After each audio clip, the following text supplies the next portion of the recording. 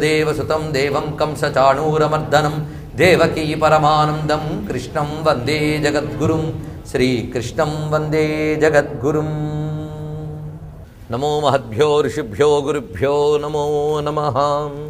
భక్తి మార్గంలో ప్రవేశించాలంటే అధికారం అంతా సంపాదించుకోవాలి. నా దగ్గర అవేవి లేవు కనుక ఇది నాకు అక్కర్లేదు. ఎందుకంటే తేలిపోయింది. నిత్యానిత్య వస్తు వివేకము, ఇహలోక పరలోక సుఖముల యందు వైరాగ్యము, శమదమాది షడ్గుణ సంపత్తి ఇందులో ఆలే లేవు గనక బ్రహ్మసూత్రాలు ముట్టుకోక్కర్లేదు. ఇక వేదాధ్యయనము, శుద్ధమైన వర్ణాశ్రమ వ్యవస్థ అవి లేవు గనక కర్మం ముట్టుకోక్కర్లేదు. మరి భక్తిగా చెప్తాడు విందాం. ఇక్కడ కూడా అవి చెప్పాడా, ఇది ముట్టుకోక్కర్లేదని తేల్చేసుకుందాం. భగవంతుణ్ణి ఆశ్రయించాలనే త్రికరణ శుద్ధితో కూడిన మనస్థితి ఉన్నవాడు మాత్రమే భక్తి శాస్త్ర శ్రవణానికి అర్హుడు. కనుక అథ అతహ అనడంలోనే ఎలా వచ్చో ఈ లక్షణాలతో వస్తే విను. ఎందుకంటే విషయం మీద గౌరవం ఎప్పుడు ఏర్పడుతుంది, దాని పట్ల సరి అయినటువంటి మనస్థితి ఉన్నప్పుడే గౌరవం ఏర్పడుతుంది. కాలక్షేపానికి కూర్చుంటే గౌరవం ఏర్పడదు. కనుక విషయమందు గౌరవం లేకపోయినప్పుడు విషయం అర్థం కాదు. కనుక గౌరవం ఏర్పడడానికి ముందు అది నాకు కావాలి అనేటువంటి మనస్థితి కావాలి. దీనినే శుభేచ్ఛ పొందిన తరువాత అని అర్థం చెప్పారు చాలామంది. శుభేచ్ఛ పొందిన తర్వాత, శుభ ఇచ్ఛ, శుభమైన ఇచ్ఛ పొందాలి అని ఇక్కడ వివరిస్తున్నారు. శుభ ఇచ్ఛ ఏదండి? భక్తి కావాలనే కంటే శుభ ఇచ్ఛ సృష్టిలో మరొకటి లేదు. ఉందనుకుంటే భ్రమ. మనకు చాలా ఇచ్ఛలు ఉన్నాయి, అన్నీ శుభం అనుకుంటాం, అది మన పొరపాటు. కానీ శుభేచ్ఛ ఒక్కటే, ఆ పరమాత్మ కావాలనుకోవడమే శుభేచ్ఛ. ఈ శుభేచ్ఛ నీకు కలిగితే చాలు, నువ్వు వరకుడి, అదొక్కడి చాలు. భగవంతుడు కావాలి నాకు, ఆయన్ని పొందే ఉపాయం కావాలి, తదుపాయమే భక్తి. భగవంతుడు గమ్యం, భాగవత ధర్మమైన భక్తి గమనం, ఉపాయ మార్గం. కనుక ఈ ఉపాయం పొందడానికి కావలసిన అర్హత ఇచ్ఛ. ఇచ్ఛ అయితే అయిపోయిందా, మరో రెండు ఉన్నాయటండి. ఈ అధశబ్దానికి శాస్త్రపరమైన అర్థం ఎక్కడైనా గ్రహించాలి. ఇది ఏ విద్యకైనా మొత్తం 4 లక్షణాలు ఉండాలి. ఈ 4 లక్షణాలు ఉంటేనే విద్య లభిస్తుంది.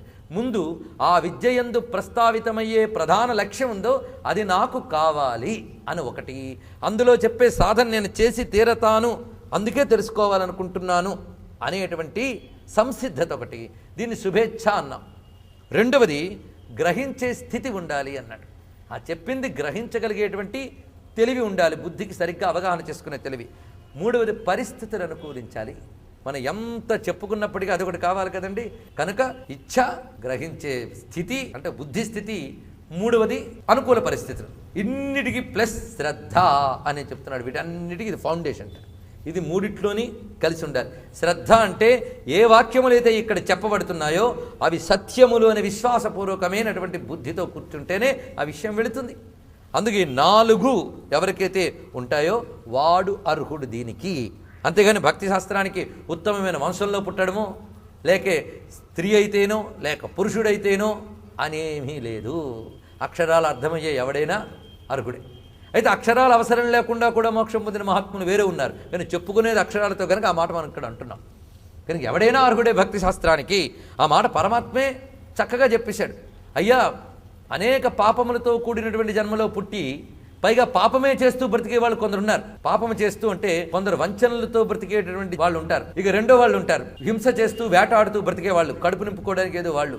అలాంటి వాళ్ళు కూడా ఎప్పుడో రియలైజ్ అయ్యి నేను తరించేది ఏమిటి అంటే, ఇంతకాలం పాప జీవనం చేసేవి కనుక నీ బతుకంతే పో అనకుండా భక్తిమాత నేనున్నాను రా నాయన అంటుందిట. ఎందుకంటే భక్తిమాత ఎలాంటిదంటే, తల్లి ఉంటుంది, పిల్లవాడు పుట్టి ఆడుకుంటూ మలమూత్రాల మధ్య ఆడుతూ ఉంటే వీడు శుభ్రంగా స్నానం చేసి వస్తేనే నేను ఎత్తుకుంటాను అన్నది కదండి తల్లి. పైగా వీడు పాలు కావాలి, నాకు పాలు ఇవ్వమ్మా అని అడిగితేనే నేను ఇస్తాను, ఏడిస్తేనే నేను ఇస్తాను అన్నదే. వాడు ఆకలి గమనించి ఇది టైం వీడికి అని చెప్పిస్తున్నదా లేదా? అందుకే భక్తిమాత మాత్రం కండిషన్స్ పెట్టదండి. ఆవిడ నువ్వు శుద్ధి కాలేదా, శుద్ధి అయితేనే నేను ఇస్తాను, అందులో సందేహం లేదు, శుద్ధి కాకపోతే శుద్ధి చేస్తాను నాయన అంటుందండి. అది భక్తిమాత, అంత దయామయురాలు. అందుకే ఆ తల్లి ఏం చేస్తుందంటే ముందు శుద్ధి చేయడం ప్రారంభిస్తుంది. అందుకండి భక్తి మార్గం గొప్పదన్నారు. నీకు కావలసిన శుద్ధిని భక్తి ఇస్తుంది, సిద్ధిని భక్తి ఇస్తుంది. అంత గొప్ప తల్లి. అంటే ముందు మనం అనుకుంటున్న భక్తి కాదని తెలిసిపోయి అసలైన భక్తి ఒకటి ఉందని తెలుసుకుని, అమ్మా నాకు నువ్వు తప్ప దిక్కు లేదమ్మా, నాకు అంత సమర్థత లేదంటే నేను ఉన్నాను రా నాయన అంటుంది. అందుకే శంకరుల వారు భక్తిని అమ్మతో పోల్చారండి. ఆనందాశ్రుభిరాతనోతి పులకం నైర్మల్యతశ్చాదనం వాచాశంఖముఖైస్థితైశ్చ జఠరాపూర్తిం చరిత్రామృతై రుద్రాక్షైర్భసితేన దేవ వపుషో రక్షాం భవద్భవనే భావనా పర్యంకే వినివేశ్య భక్తి జనని భక్తార్భకం రక్షతి. ఎంత అందంగా చెప్పాడండి. భక్తి అనే తల్లి భక్తుడనే అర్భకుణ్ణి రక్షిస్తుందట. అర్భకుణ్ణి ఎలా రక్షిస్తుందో చూడండి. తల్లి పిల్లవాడిని, అందులో పసిపిల్లవాడిని, పొత్తిళ్లలో పిల్లవాడిని ఎలా కాపాడుతుందో అలా కాపాడుతుంది. ఎందుకంటే తల్లి యొక్క పూర్తి రక్షణ కనిపించేది పొత్తిళ్లలో పిల్లవాడి దగ్గర. అంతేగాని తనంత తాను తిరగడం దగ్గర నుంచి రక్షణ భాగం తగ్గుతూ ఉంటుంది. కానీ తల్లి యొక్క ఫుల్ ప్రొటెక్షను, కాన్సన్ట్రేషన్, అటెన్షన్ అంతా కూడా ఎక్కడ కనిపిస్తున్నది? ఆ శైశవావస్థలో గోచరిస్తున్నది. అప్పుడు ఏం చేస్తున్నది? ముందు స్నానం చేస్తుంది తల్లి. పొద్దున్న పిల్లవాడికి చేసి శుద్ధి ప్రక్రియ. అలా శుద్ధి చేసి ఆ తర్వాత చక్కగా తుడిచి వాడిని ఒక నిర్మలమైన వస్త్రం కట్టి వాడి నోట్లో చిన్న గోకర్ణంతో వేస్తుందన్నమాట. ఎందుకంటే పాల గ్లాసు పక్కన పెట్టుకున్న మొత్తం పోయేది, వాడు తాగలేడు. అందుకే చిన్న గోకర్ణంతో వేస్తుందన్నమాట. ఆ గోకర్ణంతో కడుపు నింపి ఇంకా వాడు కడుపు నిండింది గనక మళ్ళీ కనిపించిన దుష్టశక్తులు కూడా తిరుగుతూ ఉంటాయి, పిల్లల్ని పట్టుకోవడానికి తిరుగుతూ ఉంటాయి. అవి సోకకుండా చిన్న విభూదో ఏదో పెడతారట, దిష్టి తగలకుండా బొట్టు పెడుతుంది తల్లి. ఆ పెట్టి ఎటువంటి ముళ్ళు గిల్లు లేకుండా, ఎగుడు దిగుడు లేకుండా, గుచ్చుకునే కాఠిన్యం లేకుండా మెత్తగా ఉండే పొత్తిళ్ళ మీద పడుకోబెడుతుందట. ఇది సాధారణంగా తల్లి చేసే పని. భక్తి అనే జన్ని ఎలా చేస్తుందో చెప్పారు. ముందు శుద్ధి చేస్తుందట. మరి నీరేది? ఆనందాశ్రుభిరాతనోతి పులకం. ఆ భక్తి ఉన్న వాడికి ఆనందాశ్రులు వస్తాయి. భగవంతుడిని తలంచుకుంటే ఆ రాగానే ఉళ్ళంతో పులకించిపోతుంది కదా. కనుక ఆనందాశ్రుభిరాతనోతి పులకం నైర్మల్యతశ్చాదనం. కనుక ఆనందాశ్రువులు వచ్చేయి అంటే ఆత్మశుద్ధి మొదలైపోయిందనమాట. కనుక భక్తి అనేది ఉంటే, అంటే ఆ తల్లి మన దగ్గర ఉంటే, ఆ భగవంతుడిని తలంచుకోగానే, పేరు వినగానే కళ్ళ నీళ్లు వచ్చి హృదయం కరిగిపోతుంది. దానితో శుద్ధత ఏర్పడుతుంది. అదే స్నానం అంట. ఆనందాశ్రులు రావడమే స్నానం. ఒళ్ళంతా పులకించిపోయాక ఆ పులకింత అనేటటువంటి నిర్మలమైన వస్త్రమే వేసుకుంటాట, ఆ డ్రెస్ వేసుకుంటాట. త్యాగరాజ స్వామి గారు చక్కగా చెప్పారు కదా, రోమాంచమనే ఘనకంచుకము అనే మాట చెప్పాడు కదా. ఆ రోమాంచమే ఘనకంచుకం, అది నిర్మలం. అదే నిర్మలమైన బట్ట అండి, నిర్మలమైన వస్త్రం అది. నైర్మల్యతశ్చాదనం. మరి కడుపు నింపాలి కదా. కడుపు నింపాలి అంటే తాగించడానికి పాలు ఎన్నో ఉన్నాయి, కానీ అరిగించుకోవడానికి పొట్ట ఎంత ఉంది? భగవత్ చరిత్రే పానం చేస్తాడు భక్తుడు, వాడికి అదే ఆహారం. అంటే అన్నం తినడా అండి? అంటే దేహం ఉన్నప్పుడు దేహం పోషించుకోవడానికి తింటాడు, కానీ ఆ అన్నం దేహం పోషించుకోవడానికి ఏదో ఒకటి పడేస్తాడు.